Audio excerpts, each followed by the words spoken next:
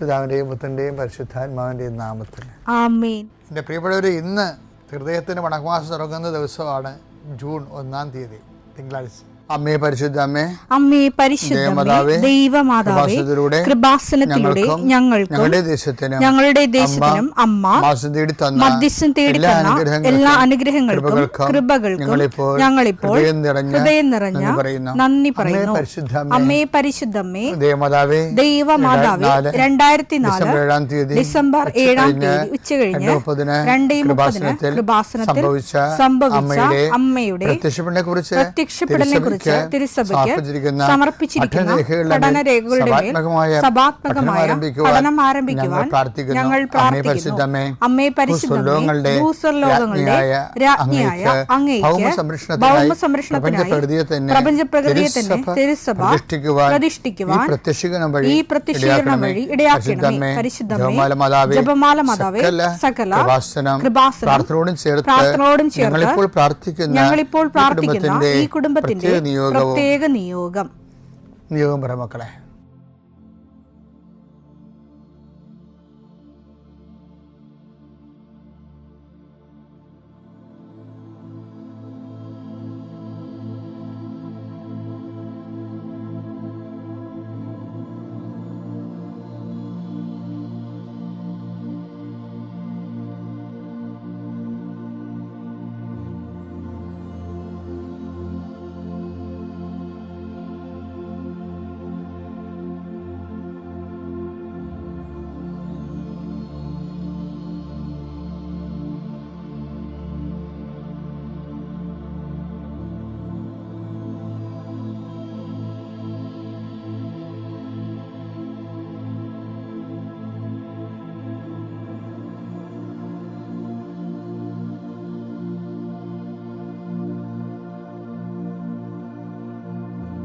അമ്മയുടെ പ്രത്യക്ഷീകരണത്തിന്റെ ഈ അനുഗ്രഹവേളയിൽ ഞങ്ങൾക്ക് സാധിച്ചു തരുവാൻ കനിയണമേ. ആമേൻ. വിശ്വാസ പ്രമാണം.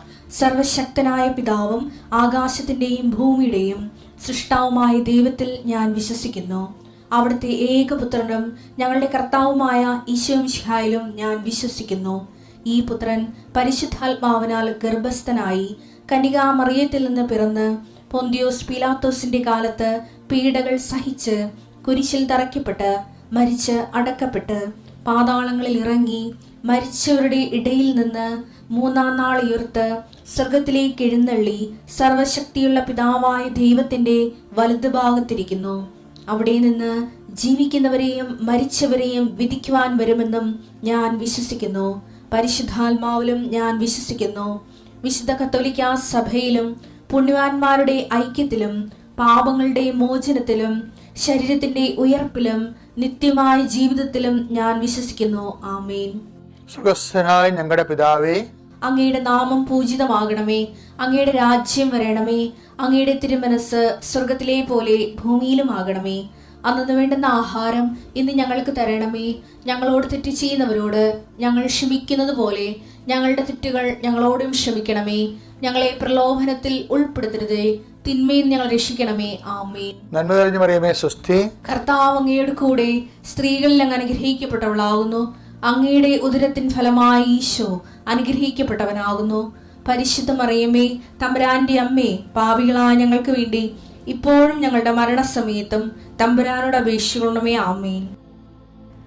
കർത്താവേ, നിന്റെ ഉന്നതമായ നാമത്തിന് സ്വസ്ത്രം ചെയ്യുന്നു. കർത്താവേ, നിന്റെ വിശുദ്ധ പൗരോഹിത്യത്തെ മഹത്വപ്പെടുത്തണമേ.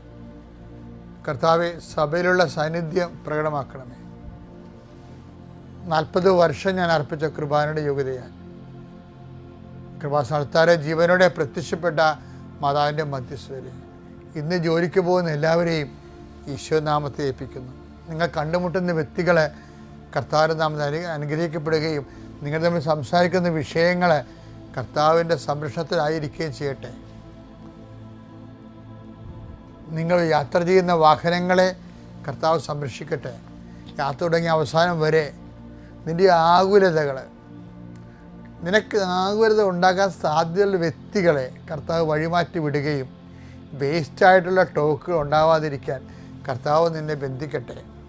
നിൻ്റെ മനസ്സിനെ ഭരിപ്പിക്കുകയും പ്രയാസപ്പെടുത്തുകയും ഭാരപ്പെടുത്തുകയും ചെയ്യുന്ന വ്യക്തികളെ കണ്ടുമുട്ടാതിരിക്കാനും ആ സിറ്റുവേഷൻ ഒഴിവാകാനും കർത്താവ് നിന്നെ സഹായിക്കട്ടെ.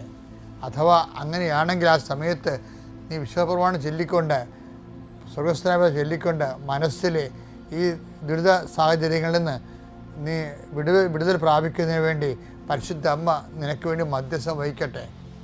ജോലി യാത്ര, പരീക്ഷയ്ക്കുള്ള യാത്ര, പരീക്ഷാ സമയം കർത്താവ് നിന്നെ അനുഗ്രഹിക്കട്ടെ. ഇൻ്റർവ്യൂവിൻ്റെ സമയം കർത്താവ് നിന്നെ അനുഗ്രഹിക്കട്ടെ. നിൻ്റെ നല്ല റിസൾട്ടുകൾ നിനക്ക് വരാൻ ഈ റിസൾട്ട് കാത്തിരിക്കുന്നവരെ കർത്താവ് ആശീർവദിക്കട്ടെ. കർത്താവേ, ഈ മഴയുടെ കാലവും വെള്ളത്തിൻ്റെ ശല്യവും രോഗത്തിൻ്റെ പെരുപ്പവും മനസ്സിൻ്റെ ഇടർച്ചയും ഉറക്കമില്ലാത്ത അവസ്ഥയും കുടുംബത്തിൻ്റെ ദുരിതങ്ങളും കർത്താവ് ആരെല്ലാം എന്തെല്ലാം ദുരിതങ്ങൾ അനുഭവിക്കുന്നുവോ കർത്താവിൻ്റെ കാരുണ്യത്തിൻ്റെ പുതപ്പ് എൻ്റെ ഉള്ളിലാകട്ടെ. എൻ്റെ കർത്താവിൻ്റെ ഉന്നതമായ നാമത്തിൽ ജോലി തേടി പോകുന്നവർ, കുടുംബത്തിൽ ജീവിക്കാൻ മാർഗമില്ലാത്ത സാമ്പത്തിക വിഷമം അനുഭവിക്കുന്നവർ, സാമ്പത്തിക ക്ലേശവും കടവും അനുഭവിക്കുന്നവർ, മനസ്സിൽ വല്ലപാടും ചത്താൽ മതിയെന്ന് പോലും പൈശാചികമായിട്ട് ചിന്തിച്ച് പോകുന്നവർ, എങ്ങനെ ജീവിക്കുമെന്ന് അറിയാൻ പാടില്ലാതെ വേദനിക്കുന്നവർ, ഈ ഒറ്റ പ്രാർത്ഥന കൊണ്ട് കൃപാസനം അൾത്താരെ ജീവനോടെ പ്രത്യക്ഷപ്പെടാൻ മറിയാം പരിശുദ്ധ അമ്മ നിന്നെ സഹായിക്കട്ടെ. ഇന്ന് പ്രസവം നിശ്ചയിച്ചിരിക്കുന്നവർ, ഇന്ന് ഓപ്പറേഷൻ നിശ്ചയിച്ചിരിക്കുന്നവർ, ഇന്ന് ആശുപത്രി പോകുന്നവർ, ഇന്ന് ടെസ്റ്റിന് പോകുന്നവർ, ടെസ്റ്റിൻ്റെ റിസൾട്ടിന് പോകുന്നവർ, ഡ്രൈവിങ്ങിൻ്റെ ലൈസൻസിന് പോകുന്നവർ, അതിൻ്റെ ടെസ്റ്റിന് പോകുന്നവർ, കർത്താവെ എല്ലാവരെയും നിൻ്റെ നാമത്തിൽ ഞാൻ ആശീർവദിക്കുന്നു. കർത്താവെ, ഇന്ന് തുടക്കം കുറിക്കുന്ന ഓരോരോ കാര്യങ്ങളുണ്ട്. ചിലപ്പോൾ വീടായിരിക്കാം, ചിലപ്പോൾ വീട് വെക്കുന്നതാകാം, ചിലപ്പോൾ കട്ട്ല വെക്കുന്നതാകാം, ചിലപ്പോൾ അടിത്തറ ശില പാകുന്നതാകാം. കർത്താവെ, എന്തു തന്നെയായാലും ഇന്ന് കയറിപ്പുറതിയുള്ളവരാകാം. അങ്ങനെയുള്ള എല്ലാ മേഖലകളും, വിവാഹം അന്വേഷിക്കുന്ന ഉൾപ്പെടെ, അടിയന്തരം നടക്കുന്ന ഉൾപ്പെടെ, നിൻ്റെ വീട്ടിൽ നടക്കുന്ന മുഴുവൻ കാര്യങ്ങൾ, നീയുമായി ബന്ധപ്പെട്ട മുഴുവൻ കാര്യങ്ങൾ 40 വർഷം ഞാൻ അർപ്പിച്ച കൃപാൻ്റെ യുഗതയാൽ കൃപാസനത്താറെ ജീവനോടെ പ്രത്യക്ഷപ്പെട്ട മാതാവിൻ്റെ മധ്യസ്ഥത്താൽ നിൻ്റെ ജീവിതവും ജീവിത ചുറ്റുപാടുകളും സഹപ്രവർത്തകരും സഹസഞ്ചാരികളും കർത്താവിൻ്റെ നാമത്തിൽ അനുഗ്രഹിക്കപ്പെടട്ടെ. നിത്യം പിതാവും പുത്രനും പരിശുദ്ധാത്മാവായ സർവേശ്വരെ നീക്കുവാമേ. എൻ്റെ പ്രിയപ്പെട്ടവരെ, ഞാൻ നിങ്ങളോട് നേരത്തെ പറഞ്ഞിട്ടുണ്ടോ എന്നറിയത്തില്ല, ഇപ്പം എൻ്റെ മനസ്സിൽ വന്നൊരു കാര്യമാണ്. അതായത് ഈ ഇന്ത്യൻ ആത്മീയ മീമാംസകളിലെ ചില ന്യായങ്ങളുണ്ട്. ന്യായം എന്ന് വെച്ചാൽ മെത്തേഡ്, രീതികൾ. ഇപ്പോൾ ദൈവത്തെ കണ്ടെത്താൻ വേണ്ടി മനുഷ്യൻ ഉപയോഗിച്ച് വരുന്ന രീതികൾ. ഇപ്പോൾ ഇപ്പോൾ അതിനൊരു രീതിയാണ് മർക്കടൻ ന്യായം. നിങ്ങൾ കേട്ട് കാണാം. മർക്കടൻ ന്യായം എന്ന് വെച്ചാൽ പിന്നെ ഒരു മാർജാര ന്യായം എന്ന് വെച്ചാൽ, മർക്കടം എന്ന് പറഞ്ഞാൽ കുരങ്ങ് കുഞ്ഞിനെ ഉയർന്ന കമ്പുകളിലേക്ക് കൊണ്ടുപോകുന്നത് എങ്ങനെയാണ്? എടുത്ത് മുതുകത്ത് വെക്കും, അല്ലേ? എടുത്ത് മുതുകത്ത് വെച്ചിട്ട് കുരങ്ങ് ഇങ്ങനെ കുതികാലിൽ ചാടി മുകളിലത്തെ കൊമ്പിൽ പോയിരിക്കും. അപ്പോൾ കുഞ്ഞ് മുതുകത്ത് അള്ളിപ്പിടിച്ചിരുന്നാലേ ഈ തള്ളക്കുരങ്ങൻ്റെ ഒപ്പം അവിടെ എത്തത്തുള്ളൂ. അപ്പോൾ അള്ളിപ്പിടിച്ചിരുന്നില്ലെങ്കിൽ കുഞ്ഞ് തെറിച്ചു പോകും. അപ്പോൾ കുഞ്ഞിൻ്റെ ഒരു ഇനിഷ്യേറ്റീവ് അവിടെ ഉണ്ട്. ഇനി പൂച്ച എങ്ങനെ ചെയ്യണം? മാർജാര ന്യായം എന്താണ്? മാർജാര ന്യായത്തിൽ ഇപ്പോൾ പൂച്ച അതിൻ്റെ കുഞ്ഞിനെയും കൊണ്ട് മച്ചും പുറത്തേക്ക് പോണത് മുതുകത്ത് ഇരുത്തിയല്ല, മറിച്ച് എങ്ങനെയാണ്? കടിച്ചോണ്ടാണ് പോണത്. അപ്പോൾ അവിടെ കൊച്ചിനൊന്നും ചെയ്യാനില്ല, അമ്മയാണ് എല്ലാം ചെയ്യണത്, അല്ലേ? തള്ളപ്പൂച്ചയാണ് കടിക്കണേ. ഇതിനെ മാർജാര ന്യായം എന്ന് പറയുന്നത്. ഇപ്പോൾ എന്താ അതിൻ്റെ ആപ്ലിക്കേഷൻ എന്ന് പറഞ്ഞാൽ എന്താണെന്ന് വെച്ച് കഴിഞ്ഞാൽ, നമ്മൾ ദൈവത്തിൻ്റെ ആത്മീയത വളരുന്നതിന് 2 ന്യായങ്ങൾ ഉപയോഗിക്കാം. കുരങ്ങിനെ പോലെ നമ്മൾ ദൈവത്തെ പിടിവിടാതെ വിശുദ്ധിയോടെ പരസ്പര പ്രവർത്തനങ്ങളോടെ ദൈവത്തിൽ അള്ളിപ്പിടിച്ചിരിക്കും, ദൈവം നമ്മളെ ഉയർത്തിക്കൊണ്ടുവരും. മറ്റത് നമ്മളൊന്നും ചെയ്യത്തില്ല, അവിടെ നമുക്ക് റോളില്ല, ഒരു ഭാഗം കഴിഞ്ഞാൽ പിന്നെ നമ്മളുടെ കഴിവിന് വലിയ അർത്ഥമില്ല. ദൈവം തന്നെ നമ്മളെ സഹായിക്കണം. ദൈവം തന്നെ, തള്ളപ്പൂച്ച തന്നെ കുഞ്ഞിനെ കടിച്ചുകൊണ്ട് പോകണം. അപ്പോൾ അതുപോലെ അവിടെ ദൈവത്തിനാണ് പ്രാധാന്യം. അതുകൊണ്ടാണ് ഈ നമ്മളിതിൽ ഇപ്പോൾ ചില വചനങ്ങളൊക്കെ ദൈവത്തിൻ്റെ മാത്രം ഈ മാർജാര ന്യായത്തിൽ ചെയ്തിരിക്കുന്ന കുറേ വചനങ്ങളുണ്ട്. ബൈബിളിലുണ്ടത്. ജെറമിയ 29:14 എടുത്തേ. നിങ്ങൾ എന്നെ കണ്ടെത്താൻ ഞാൻ ഇടയാക്കുമെന്ന്. അവിടെയാണ് മാർജാര ന്യായമാണത്. അതായത് ദൈവത്തിനാണ് ദൈവമാണ് ഇനിഷ്യേറ്റീവ് എടുക്കുന്നത്. നിങ്ങൾ എന്നെ കണ്ടെത്താൻ ഞാൻ ഇടയാക്കുമെന്ന് പറയണത് അല്ലേ. അപ്പം നമ്മൾ ദൈവത്തെ ആഗ്രഹിച്ചാൽ ചില നമുക്ക് കണ്ടെത്താൻ ഒരു ടൈം കഴിഞ്ഞാലേ അത് ആത്മീയത വളർച്ചയുടെ ഒരു ഉയർന്ന ഘട്ടങ്ങളിൽ വരണമെന്നാണ് തോന്നുന്നത്. അതായത് ദൈവം തന്നെ നമുക്ക് വെളിപ്പെടുത്തും. ഇപ്പോൾ എബ്രഹാത്തിനൊക്കെ അങ്ങനെയല്ല ചെയ്തത്. എബ്രഹാത്തിന് ദൈവത്തെക്കുറിച്ച് വലിയ കൺസെപ്റ്റ് ഇല്ലായിരുന്നില്ല. അപ്പം ആത്മീയതയുടെ ആദ്യഘട്ടത്തിലും അവസാന ഘട്ടത്തിലും മാർജാറിയായമാണ് അപ്ലിക്കേഷൻ വരണത്. ആദ്യഘട്ടത്തിൽ എബ്രഹാത്തിന് അറിയത്തില്ല, ദൈവം തന്നെ വെളിപ്പെടുത്തിയപ്പോഴാണ് എബ്രഹാത്തിന് ദൈവത്തെ മനസ്സിലായത്. അപ്പം അങ്ങനെ ഒരു കണ്ടീഷനുണ്ട്. പക്ഷേ ഇന്ന് നമ്മുടെ മനസ്സിൽ ഒരു ആഗ്രഹം ഉണ്ടാകണം. എബ്രഹാത്തിനൊരു ആഗ്രഹം ഉണ്ടായിരുന്നു, അവിടെ ഈ മ്ലേച്ഛമായ ജീവിത രീതിയൊക്കെ ഏത് കാരണം. എബ്രഹാത്തിന് ഇതല്ല ജീവിതം എന്നുള്ള ഒരു ഇതിനേക്കാൾ സത്യസന്ധമായ ഒരു ജീവിതത്തിൻ്റെ തീരത്തിലേക്ക് വരണം എന്ന് ആഗ്രഹിക്കുമ്പോഴാണ് ദൈവം പറയണത്, നിൻ്റെ മനസ്സിൽ ആഗ്രഹം പോലെ ഞാൻ നിന്നെ കൊണ്ടുപോകാം, ഞാൻ ചൂണ്ടിക്കാണിക്കുന്ന ദേശം നിനക്ക് തരാം, അവിടെ നീ പെരുകും, എൻ്റെ വചനമനുസരിച്ച് നിനക്ക് അവിടെ ജീവിക്കാം, അതാണ് നിൻ്റെ വാഗ്ദാന നാട് എന്നൊക്കെ പറയണത്. അത് ദൈവം ഇനിഷ്യേറ്റീവ് എടുക്കണതാണ്. അതുപോലെ ഈ പാപത്തിൻ്റെ കാര്യവും ഇങ്ങനെയാണ്. നമ്മളീ പാപത്തിന് അയ്യോ ദൈവമേ ഞാൻ പാപിയാണല്ലോ എന്നെ സഹായിക്കണേ, ഞാൻ ഇടയ്ക്കൊക്കെ പാപത്തിൽ വീഴുന്നുണ്ടല്ലോ, എന്നെ ആര് രക്ഷിക്കുമെന്നൊക്കെ പറഞ്ഞ് മനുഷ്യൻ്റെ അന്തരംഗത്തിൽ പ്രാർത്ഥനയില്ലേ, ആര് രക്ഷിക്കുമെന്ന്. റോമ 7:24 ഞാൻ ദുർഭകനായ മനുഷ്യൻ, അതെ, മരണത്തിന് അധീനമായ ഈ ശരീരത്തിൽ നിന്ന് എന്നെ ആര് മോചിപ്പിക്കും. അതാണ് അത്. ഉള്ളിൽ നമുക്ക് പാപകരമായ അവസ്ഥയിൽ നിന്ന് ആരും മോചിപ്പിക്കും എന്ന് നമുക്കൊരു അന്തരാത്മാവിൽ ഒരു ആഗ്രഹം ഉണ്ടായാൽ ദൈവം നമ്മളെ സഹായിക്കും. ദൈവം നമ്മളെ സഹായിക്കുക വെച്ചാൽ ഇപ്പോൾ ഉദാഹരണത്തിന് സങ്കീർത്തനം 103:12 കിഴക്കും പടിഞ്ഞാറും തമ്മിൽ ഉള്ളത്ര അകലത്തിൽ നമ്മുടെ പാപങ്ങളെ അവിടുന്ന് നമ്മിൽ നിന്ന് അകറ്റി നിർത്തി. അതാണ് വിഷയം. പാപങ്ങൾ ഇപ്പം ഞാൻ പാപത്തിലാണല്ലോ, പാപജീവിതത്തിൽ അകപ്പെടി, എൻ്റെ ചുറ്റുമുള്ള ആൾക്കാരെല്ലാം പാപികളാണല്ലോ. ഇപ്പം നീ ചെന്ന് കല്യാണം കഴിച്ച് ചെന്നൊക്കെ വീട് ഞായറാഴ്ച കുർബാന പോലും ഇല്ലാത്ത വീടായിരിക്കും. അവർക്ക് കുടുംബപ്രാർത്ഥനയൊക്കെ അത് ഷെയിമാണ്. അപ്പം അതുകൊണ്ട് ഇങ്ങനെയുള്ള കാര്യങ്ങളൊന്നും നമ്മളെക്കൊണ്ട് പോലും അവർ ചെയ്യിക്കരുത്, ആക്ഷേപിക്കും. പള്ളിപ്പോയി ഞങ്ങൾ ഭാവികളെന്നൊക്കെ പറഞ്ഞ് ഡയലോഗൊക്കെ ഫിറ്റ് ചെയ്യും. ഇവനൊക്കെ പുഴുത്ത് പട്ടി ചാകനകൾ കഷ്ടമായിട്ട് ഞാൻ ചാകത്തുള്ളൂ, അപ്പോൾ നിങ്ങളോട് അച്ഛൻ ശപിക്കുക. അങ്ങനെയല്ല, എനിക്ക് 40 വർഷത്തെ ഇടവക ജീവിതവും ഉണ്ട്. ഞാൻ ഇങ്ങനെയുള്ള ഒത്തിരി വെറൈറ്റീസ് കണ്ടിട്ടുണ്ട്.